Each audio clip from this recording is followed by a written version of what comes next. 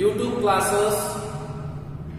So in the previous class we have started the 10th content of your textbook, that is heaven if you are not here on earth, which is written by the prolific poet, literary person, social reformer, philosopher in the history of Kannada literature, none other than K.V. Puttappa, or in short Kuvempu. And we also discussed about the brief introduction about the author, translator, and also discussed about the difficult words which are prescribed in the poem. And also we made a glance on themes and significance of the poem. So ವಿದ್ಯಾರ್ಥಿಗಳೇ, ಕಳೆದ ಒಂದು ವರ್ಗದಲ್ಲಿ ನಾವು 10ನೆಯ ಒಂದು ಅಂಶ ಇರುವಂತಹ ನಿಮ್ಮ ಒಂದು ಟೆಕ್ಸ್ಟ್ ಬುಕ್ಕಿನಲ್ಲಿ ಯಾವುದು ಓ ಸ್ವರ್ಗವೇ ನೀನು ಭೂಮಿಯ ಮೇಲೆ ಇರದಿದ್ದರೆ ಎನ್ನುವಂತಹ ಈ ಒಂದು ಅದ್ಭುತವಾದಂತಹ ಕವಿತೆ, ಇದನ್ನು ಬರೆದಂತಹವರು ಕನ್ನಡ ಸಾಹಿತ್ಯದ ಪ್ರಖ್ಯಾತ ಬರಹಗಾರರು, ಚಿಂತಕರು, ತತ್ವಜ್ಞಾನಿ, ಸಮಾಜ ಸುಧಾರಕ ಅವರೇ ಕುಪ್ಪಳ್ಳಿ ವೆಂಕಟಪ್ಪನವರು ಅಥವಾ ಕುವೆಂಪುರವರು. ಕವಿ ಪರಿಚಯದ ಜೊತೆಗೆ ಕಠಿಣ ಶಬ್ದಗಳ ಮೇಲೆ, ಭಾಷಾಂತರಕಾರರ ಮೇಲೆ ಹಾಗೂ ಈ ಕವಿತೆಯ ಒಂದು ಸಂಕ್ಷಿಪ್ತವಾದಂತಹ ಒಂದು ಕಥಾವಸ್ತುವಿನ ಮೇಲೆಯೂ ಕೂಡ ಸಾಕಷ್ಟು ಬೆಳಕನ್ನ ಚೆಲ್ಲಿದ್ದೇವೆ.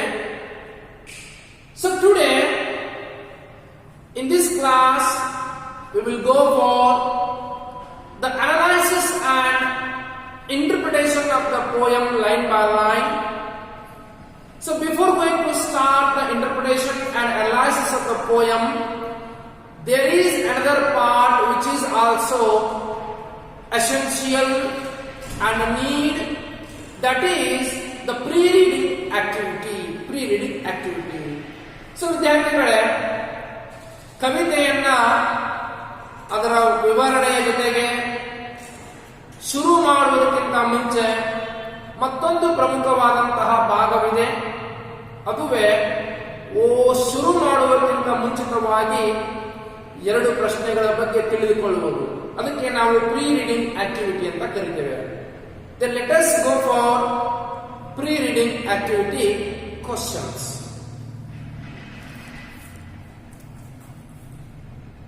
So my dear students, here there are 2 important pre-reading activity questions.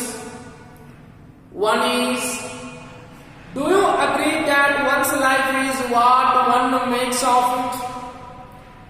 So here the question is nothing about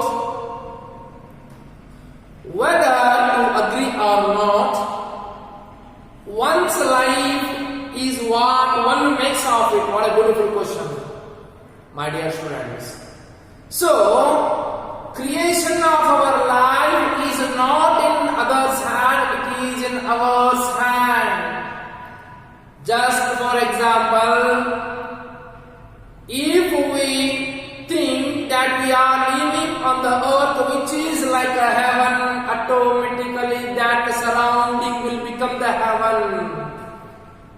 So we have the power to create whatever surrounding of our life. That's why the question definitely, absolutely we should agree that everyone can make their surrounding heaven. So everything is in our hand. So ವಿದ್ಯಾರ್ಥಿಗಳೇ, ಮೊದಲನೆಯ ಪ್ರಶ್ನೆ ಏನಿದೆ ಅಂತಂದ್ರೆ, ಪ್ರತಿಯೊಬ್ಬರು ತಮ್ಮ ಜೀವನವನ್ನ ತಾವೇ ಸೃಷ್ಟಿಸಿಕೊಳ್ಳುವವರು.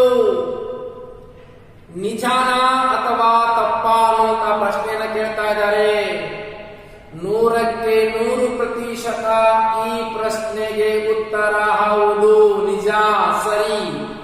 ಕಾರಣ ನಮ್ಮ ಒಂದು ಸುತ್ತಮುತ್ತಲಿನ ವಾತಾವರಣ, ನಮ್ಮ ಜೀವನವನ್ನ ಸೃಷ್ಟಿ ಮಾಡುವಂತಹದ್ದು ಶಕ್ತಿ ನಮ್ಮಲ್ಲಿಯೇ ಇದೆ. ಉದಾಹರಣೆಗೆ ತೆಗೆದುಕೊಂಡರೆ ನಾವು ಸುಮ್ಮನೆ ಅಂದುಕೊಳ್ಳೋಣ, ನಮ್ಮ ಸುತ್ತಮುತ್ತಲೂ ಸ್ವರ್ಗಕ್ಕಿಂತ ಕಡಿಮೆ ಇಲ್ಲ, ನಾವಿರುವುದು ಭೂಮಿಯ ಮೇಲಲ್ಲ ಸ್ವರ್ಗದ ಮೇಲೆ ಎಂದರೆ ಸಾಕು. ಅದು ನಮ್ಮ ಸುತ್ತಮುತ್ತಲಿನ ವಾತಾವರಣವು ಯಾವುದೇ ಸ್ವರ್ಗಕ್ಕಿಂತ ಕಡಿಮೆಯಾಗುವುದಿಲ್ಲ. ಹಾಗಾಗಿ ಪ್ರತಿಯೊಬ್ಬರು ತಮ್ಮದ ಜೀವನವನ್ನ ಸೃಷ್ಟಿ ಮಾಡುವಂತಹ ಶಕ್ತಿ ತಮ್ಮ ಕೈಯಲ್ಲಿದೆ ಎಂದರೆ ಅದು ತಪ್ಪಾಗಲಿಕ್ಕಿಲ್ಲ, ಅದು ನಿಜ, 100ಕ್ಕೆ 100%. So the another question, what comes to your mind when you think of the word heaven? So this is also the wonderful question, beautiful question, my dear students. What comes in your mind? If you hear the word heaven, what comes in your mind? As for example, by watching more and more films, fantasy films, fairy tales films, we come to know that whenever we hear the word heaven, some pictures will appear before our eyes. One, there are so many beautiful girls are there, and sky is not down, sky is in the up. The heaven is also in the up, and they were spilling some nectar, there were some smoke, there were some beautiful girls, gorgeous girls, and there were the head of that heaven, what we call the Indra. Before the Indra, the beautiful girls, gorgeous girls were dancing, who were remarked as Rambe, Urvashi, Menake, and the smoke and the nectar, everything is spreaded over the heaven. So that is the heaven, that picture comes before us whenever we hear the word the heaven.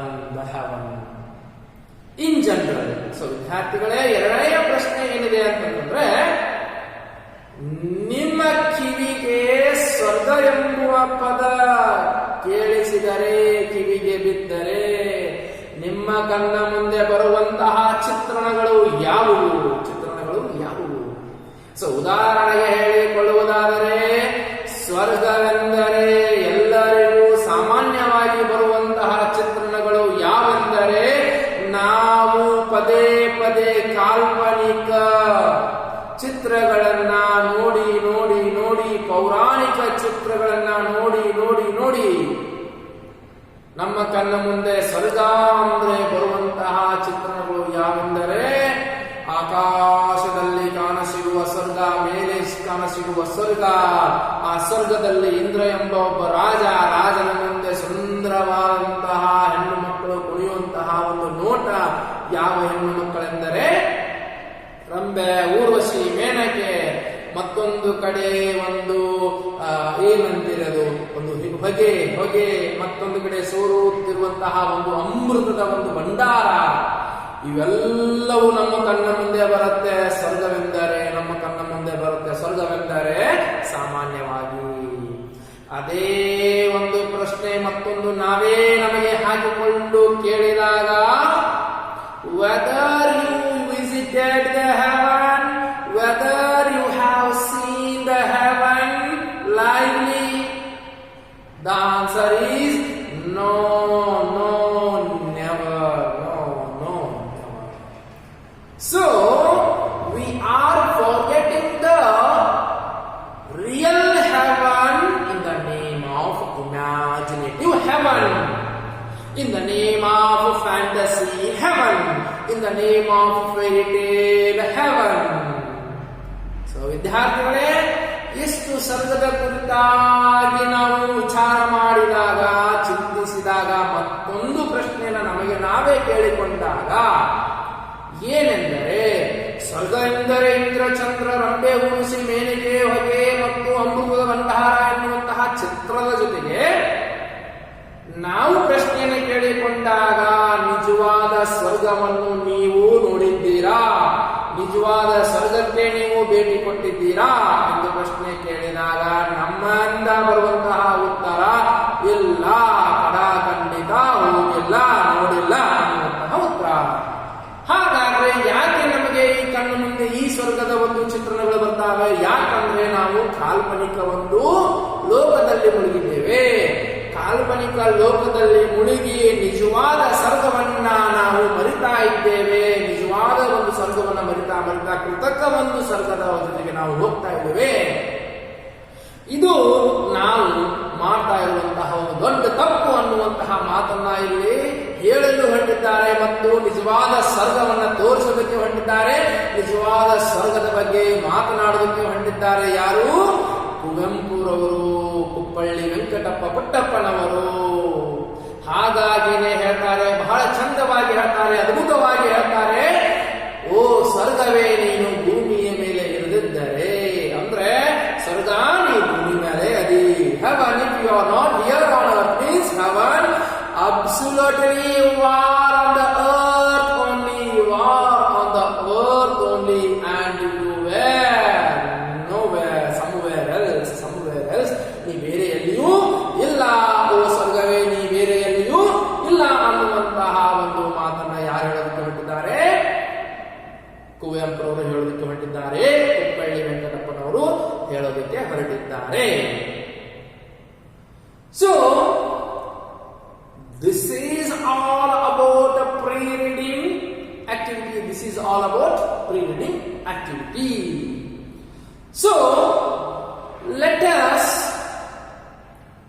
read the poem one or two times, because only by reading the poem we can get the more than 50% of the themes and significance and summary easily, clearly, properly.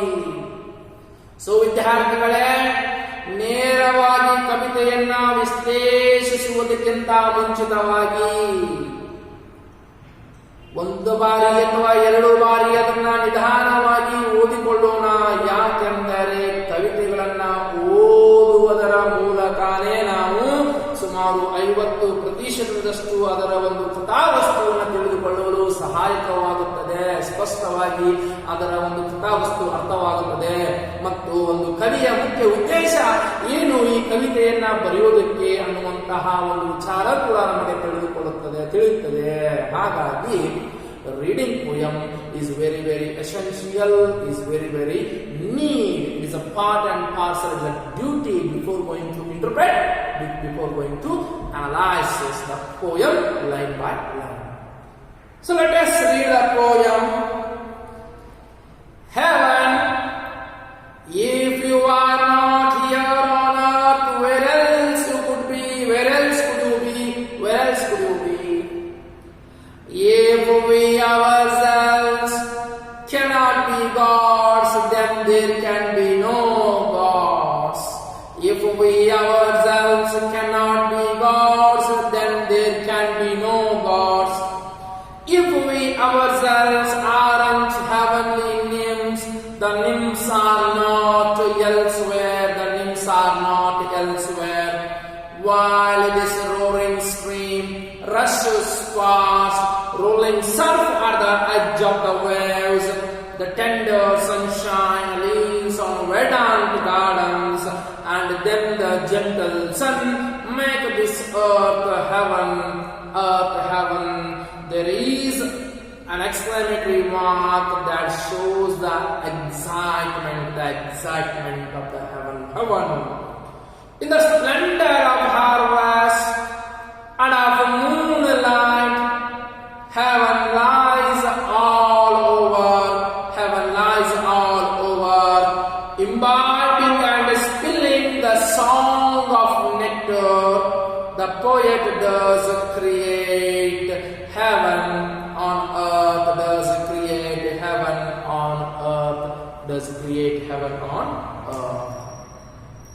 So once again I will read the poem. Heaven, if you are not here on earth, where else could you be? we ourselves cannot be gods, then there can be no gods. If we ourselves aren't heavenly names, the names are not elsewhere. While this roaring stream rushes past, the rolling sand at the edge of the waves, the tender sunshine leans on our verdant gardens, and then the gentle sun make this earth heaven. In the splendor of harvest and of moonlight, heaven lies all over, imbibing and spilling the song of nectar. The poet thus creates heaven on earth, heaven on earth. So this is about reading the English version. So my dear students, there is the Kannada version also, which we call the translated version. Translated version means original version of this poem in Kannada. So if we read this poem in Kannada, then definitely we will understand more than 70% of the theme and significance of the poem undoubtedly. So ವಿದ್ಯಾರ್ಥಿಗಳೇ, ಈಗ ಇಂಗ್ಲಿಷಿನ ಒಂದು ರೂಪವನ್ನು ನಾವು ಓದಿಕೊಂಡೆವು. ಈಗ ಇದೇ English ಕವಿತೆ ಯಾವುದು ನಾವು ಮೂಲ ಅಂತ ಕರಿತೇವೆ, ಕುವೆಂಪುರವರಿಂದ ಬರೆಯಲ್ಪಟ್ಟಂತಹ ಮೂಲ ಕನ್ನಡದ ರೂಪ, ಒಂದು ರೂಪಾಂತರ ಭಾಷಾಂತರ ಅಥವಾ ಕನ್ನಡದ ಒಂದು ಮೂಲ ರೂಪದ ಒಂದು ಕವಿತೆಯನ್ನ ಈಗ ಓದೋಣ. ಮತ್ತೆ ಕಡಾಖಂಡಿತವಾಗಿ ಹೇಳಬಹುದು, ಈ ಕನ್ನಡದ ರೂಪವನ್ನ ಓದಿಕೊಂಡರೆ ಬರೀ 50 ಅಲ್ಲ, ಸುಮಾರು 70% ಈ ಕವಿತೆಯ ಒಂದು ಕಥಾವಸ್ತು, ಒಂದು ಮುಖ್ಯವಾದಂತಹ ಒಂದು ಕಥಾವಸ್ತು ನಮಗೆ ಅರ್ಥ ಆಗುತ್ತೆ ಸರಿಯಾಗಿ, ಪರಿಪೂರ್ಣವಾಗಿ ಅಂದ್ರೆ ತಪ್ಪಾಗಲಿಲ್ಲ. Original poem. ಸ್ವರ್ಗವೇ ಭೂಮಿಯೊಳಗಿರದರೆ ನೀನು, ಭೂಮಿಯೊಳಗಿರದರೆ ನೀನು. So it is the old language, old Kannada language. ಏನು ನಾವು ಇದನ್ನು ಹಳೆಗನ್ನಡ ಅಂತ ಕರಿತೀವಿ, ಆ ಹಳೆಗನ್ನಡಕ್ಕೆ ಸಂಬಂಧಪಟ್ಟಂತಹ ಕವಿತೆ. ಆದ್ರೆ ನೀಡುವಂತಹ ಅರ್ಥ ಯಾವುದೇ ಹಳೆ ಹೊಸ ಅಂತ ಇರೋದಿಲ್ಲ, ಅದು ಸ್ಪಷ್ಟವಾಗಿದೆ. ಅದು ಏನು ಎಂಬುದನ್ನು ನಾವು ಯಾವಾಗ ಶುರು ಮಾಡ್ತೇವೆ ಆಗ ಗೊತ್ತಾಗುತ್ತೆ.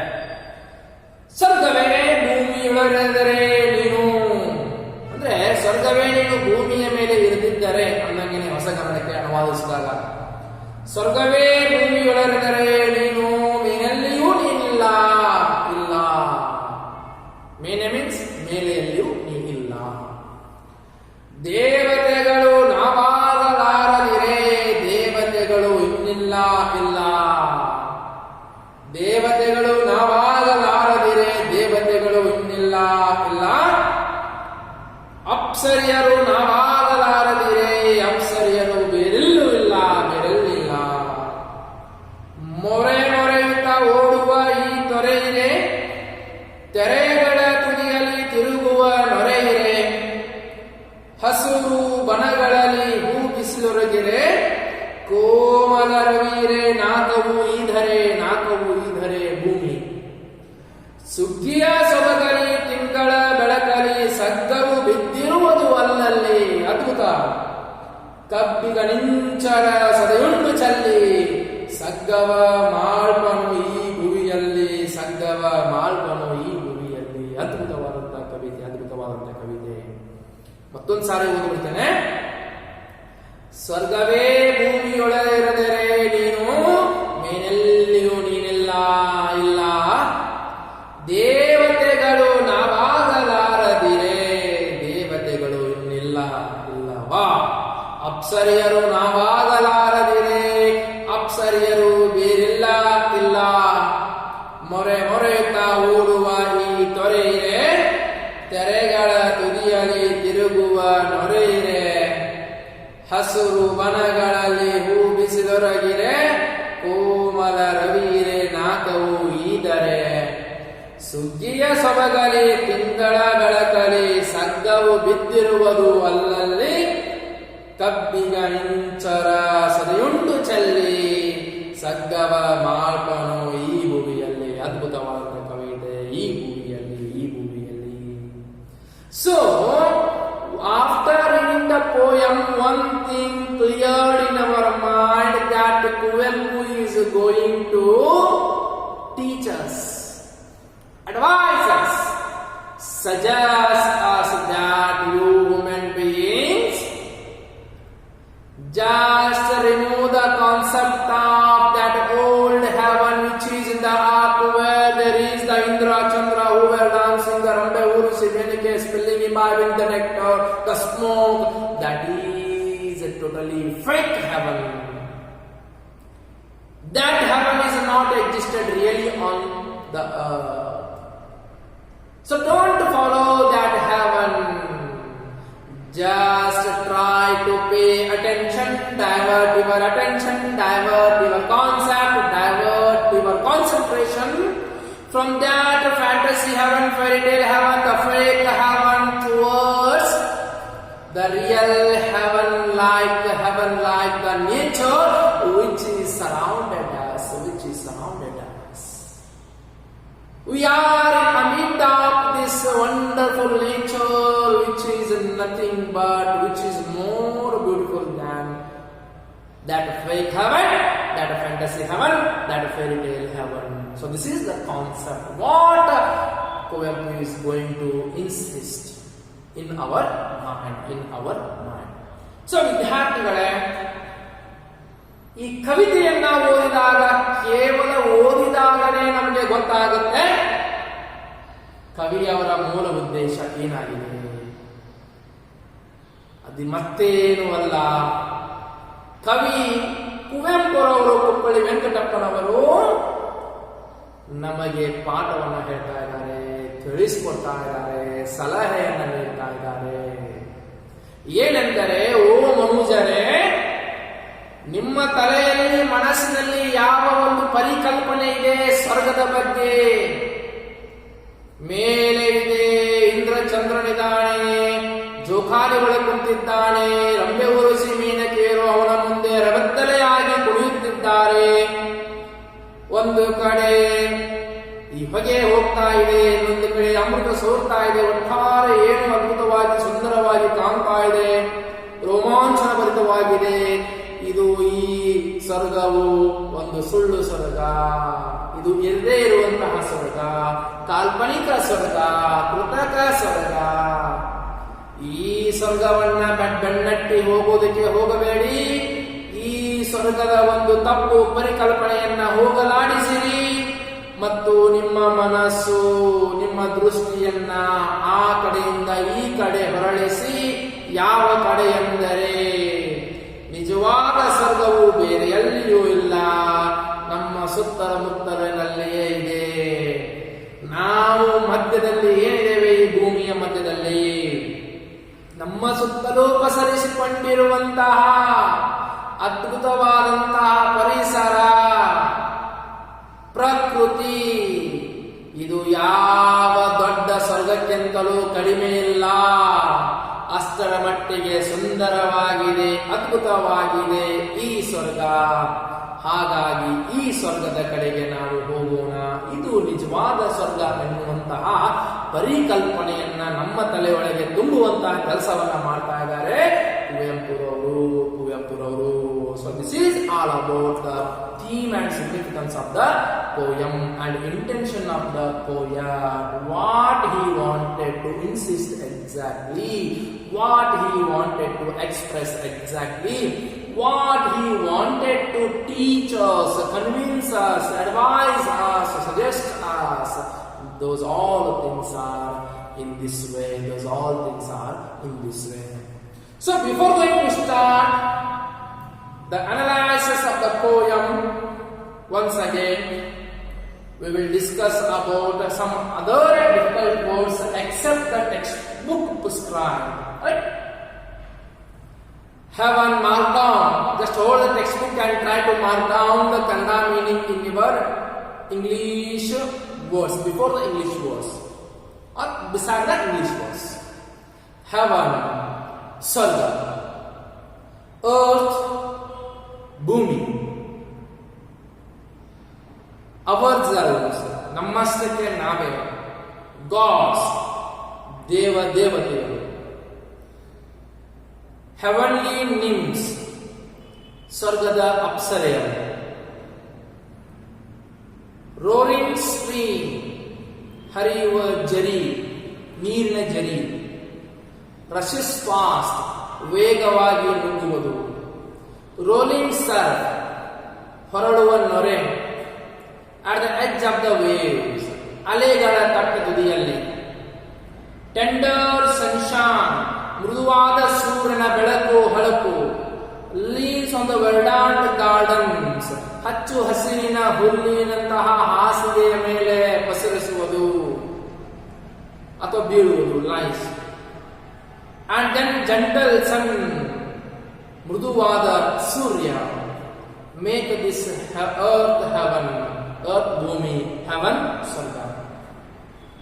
ಇನ್ ದ ಸ್ಪ್ಲೆಂಡರ್ ಆಫ್ ಹಾರ್ವೆಸ್ಟ್, ಸುಗ್ಗಿಯ ಸೊಬಗು. ಆಫ್ ಮೂನ್ಲೈಟ್, ಚಂದ್ರನ ಬೆಳಕು. ಹೆವನ್ ಸ್ವರ್ಗ. ಲೈಸ್ ಆಲ್ ಓವರ್, ಪಸರಿಸುವುದು ಎಲ್ಲ ಕಡೆ, ಎಲ್ಲೆಲ್ಲಿಯೂ. ಇಂಬೈಬಿಂಗ್, ಕುಡಿಯುವುದು. ಸ್ಪಿಲ್ಲಿಂಗ್, ಸೋರುವುದು. ಸಾಂಗ್ ಆಫ್ ನೆಕ್ಟರ್, ಅಮೃತದ ಈ ಒಂದು ಹಾಡು. ನೆಕ್ಟರ್ ಮೀನ್ಸ್ ಅಮೃತ. ದ ಪೋಯಟ್, ಕವಿಯು. Does create heaven on earth, ಕವಿಯು. ಕ್ರಿಯೇಟ್ ಅಂದ್ರೆ ಸೃಷ್ಟಿ ಮಾಡುವುದು. ಈ ರೀತಿಯಾಗಿ ಸ್ವರ್ಗವನ್ನ ಹಾಡಿನ ಮೂಲಕ ಸೃಷ್ಟಿ ಮಾಡುವನು. ಈ ರೀತಿಯಾಗಿ ಹಾಡಿನ ಮೂಲಕ ಸೃಷ್ಟಿ ಮಾಡುವನು. So, my dear students, in today's class, I hope that we come to know that the theme and significance of the poem in detail, not in brief, and also the inner sense of the poem after reading the poem line by line. In the time of reading English version, we come to know that the sense of the poem, the feeling. And at the time of reading Kannada also, we came to know that the intention of the poet, exactly what he wanted to show us, what he wanted to express us, what he wanted to tell us. So each and everything we come to know in the poem. And also we made a glance on rest of the difficult words which are prescribed in the poem, each and everything. So ವಿದ್ಯಾರ್ಥಿಗಳೇ, ಇಂದಿನ ವರ್ಗದಲ್ಲಿ ಕವಿತೆಗೆ ಸಂಬಂಧಪಟ್ಟಂತಹ ಬಹಳಷ್ಟು ಅಂಶಗಳ ಬಗ್ಗೆ ನಾವು ತಿಳಿದುಕೊಂಡಿದ್ದೇವೆ. ಮೊದಲನೆಯದಾಗಿ ಇಂಗ್ಲಿಷ್ ರೂಪಾಂತರದ ಕವಿತೆಯನ್ನು ಓದುವಾಗ ನಮಗೆ ತಿಳಿದು ಬಂತು ಆ ಕವಿತೆಯ ಆಳವಾದಂತಹ ಒಂದು ಅಂಶ. ಅದೇ ಕವಿತೆಯನ್ನ ಕನ್ನಡದ ರೂಪಾಂತರದಲ್ಲಿ ಓದಿದಾಗ ನಮಗೆ ತಿಳಿದು ಬಂತು ಮುಖ್ಯವಾಗಿ ಕವಿಗಳ ಒಂದು ಉದ್ದೇಶ. ಈ ಕುವೆಂಪುರವರು ನಮಗೆ ತಿಳಿಸೋದಕ್ಕೆ ಹೊರಟಂತಹ ಮುಖ್ಯವಾದಂತಹ ಒಂದು ಉದ್ದೇಶ, ಕಥಾಹಂದರ, ಕಥಾವಸ್ತು ಎಲ್ಲವೂ ನಮಗೆ ತಿಳಿದು ಬಂತು.